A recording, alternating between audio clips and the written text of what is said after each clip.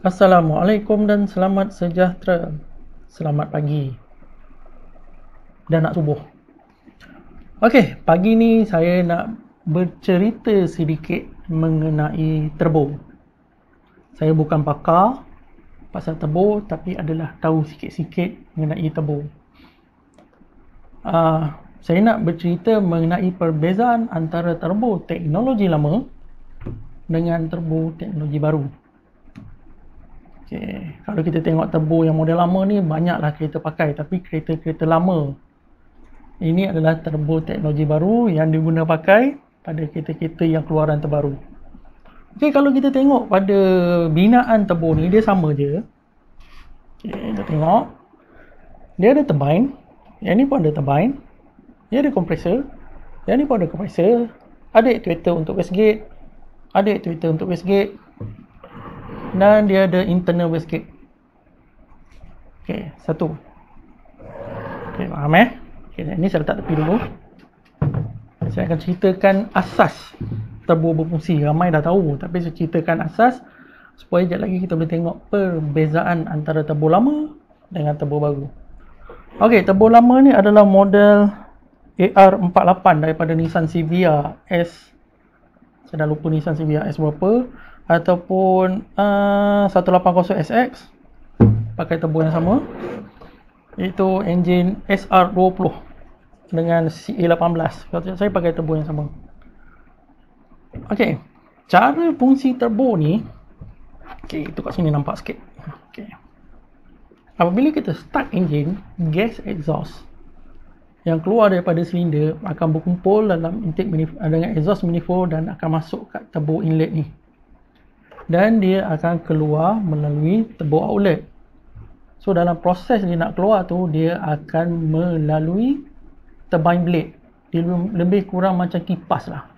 Angin masuk, masa angin nak keluar ni, dia akan melalui turbine blade, dia akan tiup kipas ni dan dia akan membuatkan kipas ni berpusing.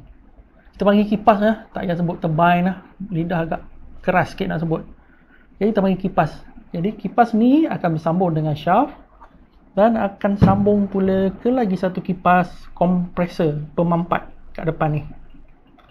Jadi kipas pemampat ni adalah jenis kipas centrifugal lah. Angin masuk ikut tengah, dia akan emparkan udara ke tepi, jadi berkumpul di dalam housing ni ataupun kita panggil siput ni, berkumpul dan akan keluar melalui outlet. Okey, cara kerja dia adalah simple, sangat simple. Gas exhaust masuk banyak, akan tiup kipas exhaust yang berpusing lagi laju. Jadi kipas pemampat atau kompresor ni akan berpusing lagi laju, lagi banyak angin akan keluar melalui outlet dan akan tinggikan tekanan boost. Okay, dia simple macam tu je. Dia tak ada benda complicated sangat. Cuma dia ada satu kawalan, iaitu wastegate. Ni wastegate ni. Fungsi wastegate ni adalah untuk bocorkan inlet dengan outlet. Gas exhaust yang masuk, apabila wastegate ni terbuka, dia tak akan masuk ke kompresor, dia akan bocor melalui wastegate. Okey, dia akan bocor melalui wastegate, jadi kuranglah gas exhaust yang melalui kipas. Jadi kurang gas exhaust yang tiup kipas, jadi kipas tak akan berpusing laju.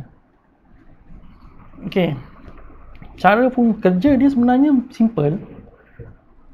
Dekat kompresor housing ni akan ada satu point.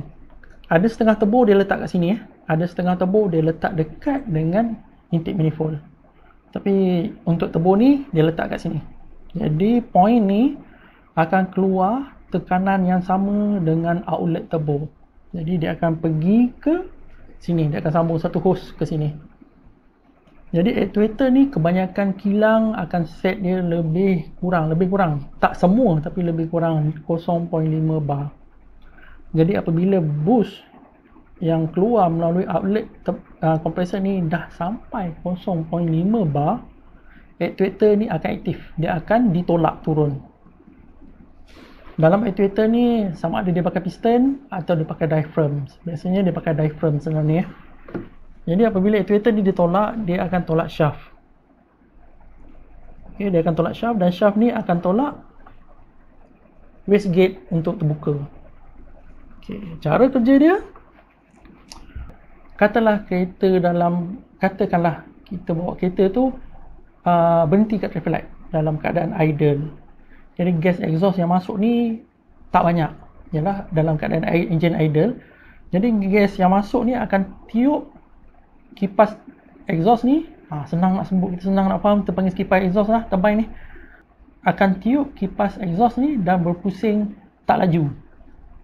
Sebablah gas sikit, jadi dia tiup benda ni pun berpusing tak laju. Okay, jadi dia tak menghasilkan tekanan boost lagi pada outlet kompresor. Jadi bila kita start jalan, kita tekan minyak lebih sikit, gas exhaust yang keluar ni pun semakin banyak. Jadi makin banyak gas exhaust masuk ke dalam inlet turbine ni, semakin laju kipas exhaust ditiup. Jadi semakin laju dia berpusing. Jadi dia dah mula menghasilkan boost. Katakanlah tak waktu tu dalam kelajuan 40 km sejam, kipas exhaust ni tak laju mana lagi, jadi kompresor hanya menghasilkan 0.2 bar, katakan 0.2 bar. Jadi kita tekan lagi minyak, kita nak laju lagi, kita tekan lagi minyak, naik sampai 60 km sejam. Jadi gas exhaust yang semakin banyak termasuk melalui inlet dan tiup kipas exhaust ni semakin laju. Okey. Jadi kipas kompresor ni akan keluarkan boost yang lebih tinggi. Katalah 0.4. Katalah, apa yang kata ni? 0.4. Okey. Dan bila kita tekan lagi sampai 80 km sejam, okay, ini nilai tak tepat lah, tapi kita ambil nak suruh nampak. Jadi dengan kelajuan 80 km sejam tadi, gas exhaust yang masuk tiup kipas exhaust ni pada kelajuan yang tertentu dan dah menghasilkan boost sebanyak 0.5 bar. Dah cukup, itu maksimum setting. Jadi actuator ni dah ready nak aktif. Okey, kita tekan lagi, naik lagi pada 100 lah, kita katalah 100 km sejam. Gas exhaust ni semakin banyak. Jadi gas exhaust masuk ke dalam ni akan tiup kipas exhaust ni semakin laju. Sedangkan boost ni dah cukup, kita nak 0.5 bar saja. Jadi apabila kipas pemampat ni pusing makin laju, boost ni akan makin naik. Katalah naik dia nak naik 0.6 bar, tapi jadi pressure tu tak boleh naik kepada 0.6 bar. Sebab actuator ni akan buka. Dia akan ditolak dan seterusnya akan menolak shaft ni akan buka wastegate. Jadi gas exhaust yang banyak dalam kelajuan 100 kita tadi tu masuk ke inlet, akan keluar ikut outlet terus tanpa melalui kipas exhaust. Jadi kipas exhaust tadi tak akan berpusing lebih laju. Okey, lepas tu tiba-tiba nak motong, kita pun tekan minyak habis. Jadi gas exhaust yang banyak masuk ni ikut inlet ni akan pusing kipas exhaust ni semakin laju. Kita tekan dia sampai maksimum, gas exhaust banyak masuk, dia akan pusing kipas ni tahap maksimum. Tapi apabila udara mampat ni keluar pada tekanan yang tinggi, wastegate ni akan buka lagi banyak. Jadi gas exhaust tu akan masuk dan terus keluar melalui outlet tanpa melalui kipas exhaust. Jadi kipas exhaust tak akan berpusing laju. Sebab wastegate terbuka. Jadi kalau demand engine tu tiba-tiba nak udara yang banyak, kita buka throttle, udara nak banyak, pressure dalam ni akan drop daripada 0.5 bar, kata dia drop kepada 0.4 bar, wastegate ni akan tutup. Sebab tekanan ni tak sampai 0.5 bar. Jadi wastegate ni akan tutup, gas exhaust yang banyak tadi masuk, dia tak boleh keluar ikut bypass, ikut wastegate. Jadi nak tak nak dia kena tiup kipas tebur supaya berpusing lagi laju dan menghasilkan tekanan yang lebih tinggi, iaitu 0.5 bar balik. Jadi dia akan fluctuate dia punya inlet dengan outlet, tapi biasanya tak perasan lah dia punya perbezaan dia tu, sikit saja. Okey. Turbo model lama ni, out kompresor ni, boost dia pada bahagian kompresor, boost dia dikawal oleh turbine. Jadi dia berkait lah dua ni berkait rapat. Okey, sekejap lagi saya cerita lebih lanjut. Sekarang kita pergi dulu kepada turbo model baru. Turbo model baru ni, yang ni dipakai oleh Proton, Suprema Turbo, Exora Turbo dan juga Preve Turbo. Dan juga turbo model baru juga dipakai banyak kereta baru. Contohnya Volkswagen pakai, Mercedes pun pakai, Ford pun pakai, dan ada beberapa banyak lagi kereta yang dah pakai turbo model ni.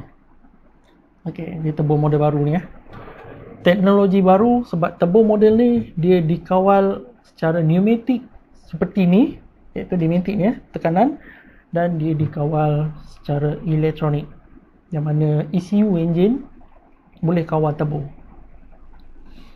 Okey, kalau kita tengok sama, bahagian turbine atau bahagian exhaust ni dia ada inlet, dia ada outlet, dia ada wastegate.